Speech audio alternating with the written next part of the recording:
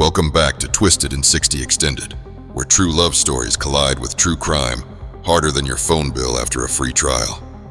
Today's movie, The Tinder Swindler, a fairy tale with private jets, caviar dinners, diamond fortunes, that ends with debt collectors at your door.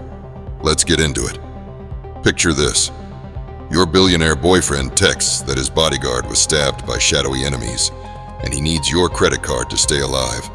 Do you, A, block him instantly, or B, take out 9 bank loans and wire him your savings because love means sacrifice? One man convinced women across Europe to choose option B. He walked away with $10 million, no real jail time, and yes, he's still living in luxury. Stick around, because this story pushes you to defend him or scream at the victims, and that tension is exactly why it went viral. Quick disclaimer. This isn't fiction. This isn't a made-up podcast mystery or a glossy drama. Every single thing you're about to hear actually happened. If you don't believe me, watch the full documentary on Netflix, The Tinder Swindler. It might ruin online dating for you. Meet Simon Leviev. On Tinder, he looked like the final boss of dating apps. Son of a billionaire diamond mogul. Private jets. Beach parties. Suits that said, "I order coffee in 3 currencies." Prince Charming, upgraded to business class. And Cecilie from Norway. She was about to learn what happens when Prince Charming shows up in a Rolls Royce and leaves with your Amex. First date, coffee at the Four Seasons. Normal. Safe. By dessert, Cecilie is boarding a private jet with Simon, his daughter, and his ex. Awkward? Sure. Convincing? Also, yes. If the ex and the baby are here, he must be legit, right? Then the threats start. Enemies, anonymous messages, and proof. Photos of his bodyguard Peter, beaten and bandaged. When Simon says he can't use his cards because enemies track him, Cecilie does what people in love do. She hands him hers. At first, it feels temporary.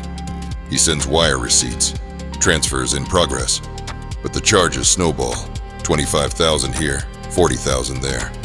The bill reads like a travel blog with anxiety. Then he levels up the con. He employs Cecilie at his diamond company on paper, so banks increase her credit limit. On payroll, she earns $94,000 a month. In reality, she is funding a jet-setting stranger. From the outside, it looks like romance. Flowers, FaceTimes, morning voice notes. Behind the screen, he is already lining up the next target. That part matters. Enter Pernilla from Sweden. She thinks she friend-zoned him. Safe. Except she loses $40,000 as the best friend. Then Ayleen, 14 months of dating. And the voice notes start to echo. Same lines, same video, same, "I miss you, darling." Imagine learning your boyfriend sent the exact same video to another woman. That isn't romance. That's customer service. The victims compare notes. Journalists step in. Cecilie hands over 400 pages of WhatsApp chats. Pernilla brings bank statements. It's a pattern now, a script. Meanwhile, Simon keeps posting yachts and 5-star dinners, still introducing himself as a billionaire's son. Then Norway's biggest paper, VG, publishes the investigation. Overnight, his face is everywhere. If he swipes right now, the first thing anyone sees isn't the suit. It's the headline. You'd expect the next scene to be justice with a soundtrack. Bad guy in cuffs. Roll credits. Here comes the twist. He's arrested for passport fraud, not for the money. Sentence, 15 months. Time served, 5 months. That's less than the wait for a new sofa. When he walks out, he goes right back to luxury cars, pricey dinners, and a new model on his arm.